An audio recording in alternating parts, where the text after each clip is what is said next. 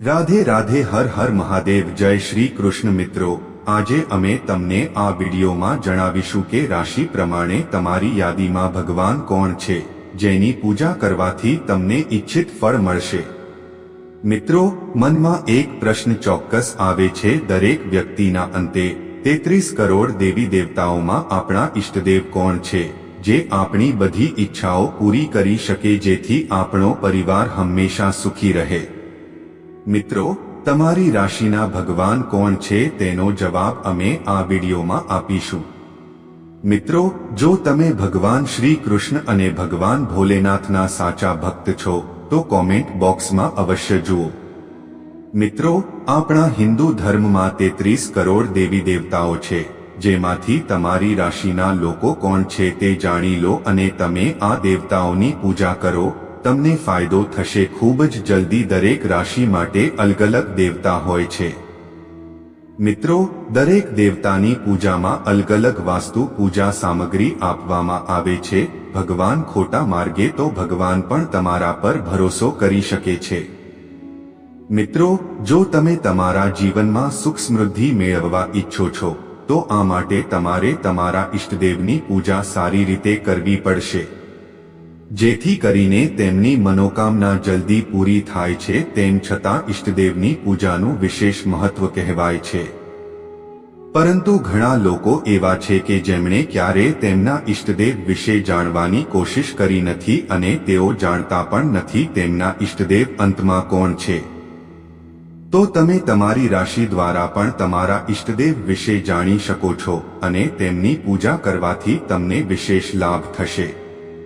મિત્રો, દેવી દેવતાઓના પ્રતીકો કોઈને કોઈ ગ્રહ સાથે સંબંધિત હોય છે, તો આવી સ્થિતિમાં કોઈ પણ દેવી દેવતાની ગ્રહોની સ્થિતિનો મેળ ન પડે તો વ્યક્તિને પૂજા માટે યોગ્ય સમય મળતો નથી અને લોકો એવું વિચારે છે કે આપણે દિવસરાત ભગવાનની પૂજા કરીએ છીએ અને તેના ભજન કીર્તન કરીએ છીએ, પરંતુ ઘણી વખત આપણને કોઈ પરિણામ મળતું નથી.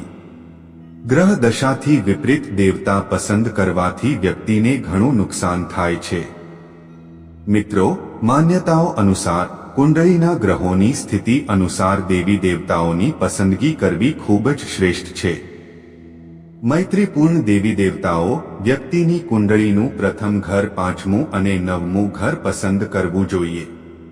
મિત્રો, એવું કહેવાય છે કે જ્યારે કોઈ વ્યક્તિનો જન્મ થાય છે ત્યારે ન તો ગ્રહ હોય છે. જન્મ સમયે જ્યારે સંક્રાંતિ અને ચંદ્ર રાશિમાં હોય છે ત્યારે વ્યક્તિ આ રાશિમાં જન્મે છે તેવું કહેવામાં આવે છે. તે તમને આ રાશિ અનુસાર મળશે. મિત્રો, તમારા મનપસંદ દેવતાનું સરનામું. આકાશમાં 28 નક્ષત્રો છે જે ચોક્કસ રીતે કોઈ નક્ષત્રમાં જન્મે છે અને દરેક નક્ષત્ર ચોક્કસપણે કોઈને કોઈ રાશિ સાથે સંબંધિત છે.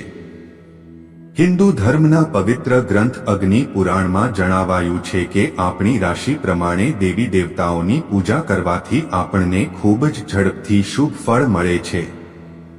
તો મિત્રો, વિડીયોમાં આગળ વધતા પહેલા ચેનલને સબસ્ક્રાઇબ કરીને વિડીયો લાઇક કરો, નજીકના બેલ આઇકોનને દબાવો અને તમારા મિત્રો સાથે આ વિડીયો શેર કરો જેથી તેઓ પણ આ માહિતી જાણી શકે. મિત્રો, ચાલો હવે વિડીયો શરૂ કરીએ. નંબર 1 મેષ છે. મિત્રો, મેષ રાશિના લોકો માટે તમારા ઘર અને પરિવારમાં ચોક્કસપણે કોઈને કોઈ રાશિ સાથે સંબંધિત વ્યક્તિ છે, તેથી જ તમારે આ વિડીયોને અંત સુધી જોવો જોઈએ. અને મિત્રો, વિડીયો છોડ્યા વિના મંગળ મેષ રાશિનો દેવતા છે. ભગવાન હનુમાનજીની પૂજા કરવાથી મેષ રાશિના વ્યક્તિની તમામ મનોકામનાઓ ખૂબ જ ઝડપથી પૂર્ણ થાય છે અને તે વ્યક્તિના જીવનમાં હંમેશા સુખ, સમૃદ્ધિ અને ધનની પ્રાપ્તિ થાય છે. મિત્રો, જો મેષ રાશિના લોકો હનુમાનજીની પૂજા કરે છે તો તેમનું જીવન સારું રહે છે, સમૃદ્ધ રહે છે, તેમને ક્યારે કોઈ સમસ્યાનો સામનો કરવો નહીં પડે અને તેમના જીવનમાંથી મોટી મોટી સમસ્યાઓ પણ દૂર થઈ જશે. અને જો તેમના જીવનમાં કોઈ સમસ્યા ચાલી રહી હોય તો પણ હનુમાનજીની પૂજા કરવાથી તેમના જીવનમાં ચાલી રહેલી તમામ સમસ્યાઓ અને પરેશાનીઓ દૂર થઈ જશે.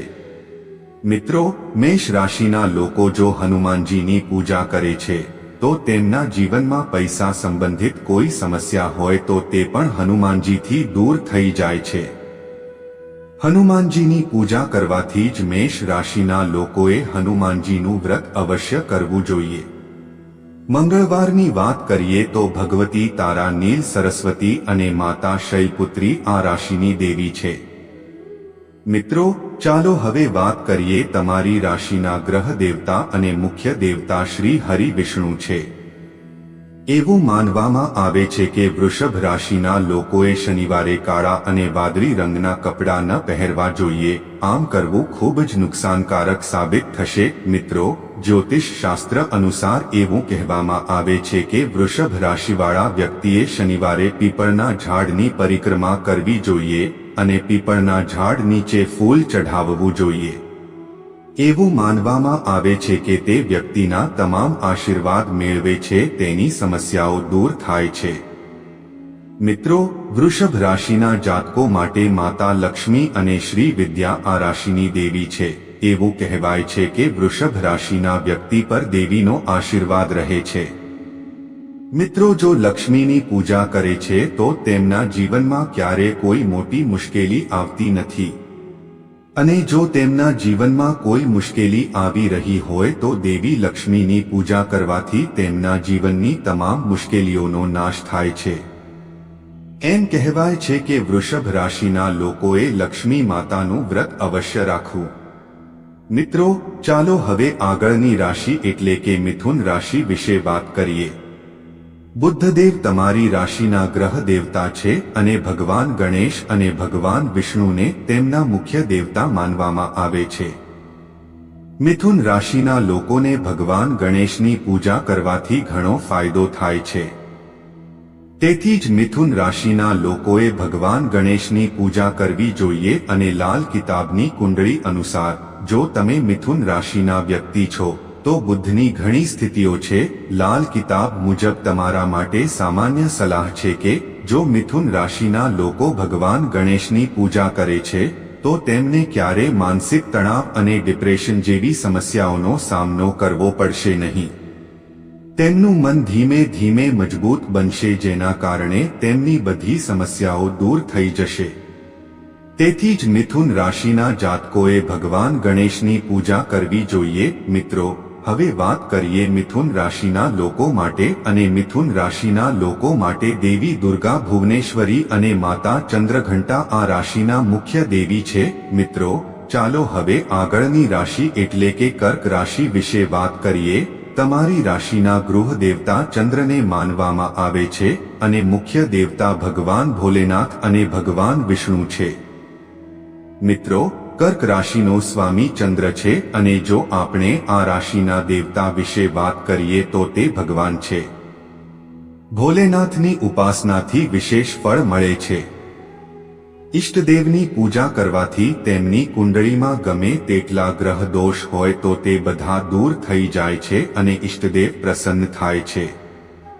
મિત્રો, કર્ક રાશિના જાતકોએ સોમવારના દિવસે ભગવાન ભોલેનાથનું વ્રત રાખવું જોઈએ અને ગરીબોને ભોજન કરાવવું જોઈએ. અને જો વ્રત રાખવું શક્ય ન હોય તો સોમવારે ભગવાન શિવની પૂજા કરવી જોઈએ. મિત્રો, જો આપણે મિથુન રાશિના દેવીઓની વાત કરીએ તો મિત્રો આ રાશિની દેવી છે. હવે તે રાશિની રાશિ સૂર્ય ભગવાન માનવામાં આવે છે. સિંહ રાશિના દેવતા સૂર્ય સિંહ રાશિના સ્વામી છે. તેથી જ તેમના પ્રિય દેવતા હનુમાનજી અને ગાયત્રી કહેવાય છે. મિત્રો, ઈષ્ટદેવની પૂજા કરવાથી ફાયદો થાય છે. આપણી કુંડળી તે સમાપ્ત થાય છે. મિત્રો, જો સિંહ રાશિના લોકો સૂર્ય ભગવાનની પૂજા કરે છે તો તેમને ક્યારે કોઈ પ્રકારનો મિત્ર નથી હોતો અને તેઓનું મન હંમેશા મજબૂત રહેશે. મિત્રો, સિંહ રાશિની મહિલાઓએ જો સવારે સ્નાન કરીને શુદ્ધ થઈને તમારા ઘરના મંદિરમાં સૂર્યદેવની મૂર્તિ જરૂર રાખવી જોઈએ. તે ગાયત્રી અને માતા કાલરાત્રી છે. મિત્રો, ચાલો હવે આગળની રાશિ વિશે વાત કરીએ. તે રાશિ છે કન્યા રાશિના ઘરના દેવતા બુદ્ધદેવને માનવામાં આવે છે અને તેમના મુખ્ય દેવતા ગણેશજી કહેવાય છે. તેથી જ કન્યા રાશિના લોકોએ વ્રત અવશ્ય કરવું જોઈએ. બુધવારના દિવસે આ કરવું જોઈએ મિત્રો. કન્યા રાશિના લોકો જ્યારે બુધવારના દિવસે વ્રત કરે છે ત્યારે જો તેમના જીવનમાં કોઈ પણ પ્રકારની મુશ્કેલી કે પરેશાની ચાલી રહી હોય તો તે બુધનું વ્રત રાખો તો બધું જ દૂર થઈ જશે. તેથી તેમના જીવનમાં સારી શક્તિઓનો વાસ થવા લાગે છે અને દેવી દેવતાઓની વાત કરીએ તો નકારાત્મક શક્તિઓ ઘરથી દૂર થવા લાગે છે. કન્યા રાશિની તો તેમની માતા દુર્ગા ભુવનેશ્વરી છે. મિત્રો, હવે પછીની રાશિ તુલા રાશિની દેવી છે. શુક્ર ગ્રહ પ્રેમ, સુંદરતા અને આકર્ષણનો મોટો કારક છે. પોતાની મહેનતના બળ પર જીવનનો દરેક માઇલસ્ટોન હાંસલ કરે છે. હવે તેમની દેવી માતા લક્ષ્મી બ્રહ્મચારિણીને આ રાશિની દેવી કહેવામાં આવે છે. ચાલો હવે પછીની રાશિ વિશે વાત કરીએ. તે રાશિ છે વૃશ્ચિક રાશિ. તમારી રાશિના ગૃહ દેવતા છે અને શ્રી રામ અને હનુમાનજીને તેમના મુખ્ય દેવતા માનવામાં આવે છે. વૃશ્ચિક રાશિનો સીધો સંબંધ મંગળ ગ્રહ સાથે છે. મંગળવારના દિવસે સંકટ મોચન મહાબલી હનુમાનજીની પૂજા કરવી જોઈએ અને આમ કરવાથી વ્યક્તિની કુંડળીમાં મંગળ ગ્રહની સ્થિતિ મજબૂત બને છે અને વ્યક્તિને દરેક ક્ષેત્રમાં સફળતા મળે છે. મિત્રો, હવે જો આપણે તેમની દેવીઓની વાત કરીએ તો માતા ભગવતી તારા અને માતા શૈલપુત્રીને આ રાશિની મુખ્ય દેવી માનવામાં આવે છે. મિત્રો, ચાલો હવે પછીની રાશિની વાત કરીએ. તે રાશિ છે ધનુ. ઘરની દેવી તમારી રાશિનો ગ્રહ ગુરુ અને ધનુ રાશિનો અધિપતિ ગ્રહ ગુરુ છે અને પ્રિય દેવતા ભગવાન નારાયણ અને દેવી લક્ષ્મી માનવામાં આવે છે. તેથી જ ધનુ રાશિના લોકોને ભગવાન નારાયણ માનવામાં આવે છે અને દેવી લક્ષ્મી. તેથી જ ધનુ રાશિના લોકો ભગવાન નારાયણ અને દેવી લક્ષ્મીને તેમના પ્રિય દેવતા માને છે, જેથી તેઓને તેમના જીવનમાં ક્યારે કોઈ સમસ્યા ન આવે અને તેઓ સુખી થઈ શકે. મિત્રો, ધનુ રાશિના જાતકોએ ગુરુ ગ્રહ સાથે જોડાયેલી વસ્તુઓ જેમ કે પીળી વસ્તુઓ, પુસ્તક, ભૂમિ, દૂધનું દાન કરવું જોઈએ અને આ રાશિના મુખ્ય દેવી માતા સિદ્ધિદાત્રી છે. મિત્રો, ચાલો હવે તમારી રાશિના ગ્રહો શનિદેવની પૂજા કરીએ. દેવ રોજ તો મકર રાશિના જાતકોને પારિવારિક સુખ ચોક્કસ મળે છે અને લગ્ન સંબંધી સમસ્યાઓનો અંત આવે છે. મિત્રો, જો મકર રાશિના લોકો શનિદેવની પૂજા કરે છે તો મકર રાશિના લોકોના દરેક કામ કોઈ પણ વિજ્ઞાન વિના સિદ્ધ થાય છે. મિત્રો, જો આપણે તેમની કુંભ રાશિના મુખ્ય દેવતાઓમાં કાલી અને માતા સિદ્ધિદાત્રી છે. મિત્રો, હવે વાત કરીએ કુંભ રાશિની. તમારી રાશિના ઘરના દેવતા શનિદેવ છે. તમારા જીવનની બધી સમસ્યાઓ ખૂબ જ ઝડપથી દૂર થઈ જાય છે. જો તમને સ્વાસ્થ્ય સંબંધિત કોઈ રોગ હોય તો આ રાશિનો સ્વામી શનિ હોવાના કારણે આ રાશિના લોકોનો દેખાવ થોડો કાળો હોય છે. ભગવાન ગણેશની દરરોજ પૂજા કરવી જોઈએ. તમારી રાશિનો ગ્રહ દેવતા ગુરુ છે, જે મીન રાશિના લોકો માટે આ વર્ષ ખૂબ જ ફાયદાકારક સાબિત થઈ શકે છે. ગુરુનું સ્થાયી ઘર 2, 5, 9, 11 અને 12 ગણાય છે. મિત્રો, જો આપણે દેવીઓની વાત કરીએ તો આ રાશિના મુખ્ય દેવીઓ ક્યાં છે? આ રાશિના જાતકોએ ક્યારેય જૂઠું ન બોલવું જોઈએ, ક્યારેય જ્ઞાનની બડાઈ ન કરવી જોઈએ અને પોતાના આચરણને હંમેશા શુદ્ધ રાખવું જોઈએ અને તેમનું ક્યારેય અપમાન કરવું જોઈએ નહીં. ધાર્મિક સ્થળો, ધાર્મિક ગ્રંથો ન કરો, હંમેશા દેવી દેવતાઓનું સન્માન ન કરો. તો મિત્રો, આ હતી 12 રાશિઓ અને તેમની સાથે જોડાયેલા તેમના પ્રિય દેવતાઓ. જો તમે તમારા મનપસંદ દેવોની પૂજા કરો છો તો તમને તમારા જીવનમાં સફળતા મળશે.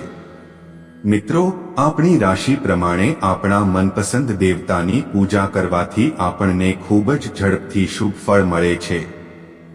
અમારા દ્વારા આપવામાં આવેલી માહિતી તમારે આ વિડીયોને લાઈક કરવી, ચેનલને સબસ્ક્રાઇબ કરવી અને નજીકના બેલ આઇકોનને દબાવવું અને તમારા મિત્રો સાથે પણ શેર કરવું, જેથી તેઓને પણ તેમની રાશિ પ્રમાણે તેમના મનપસંદ દેવતા પસંદ કરવાનો મોકો મળી શકે.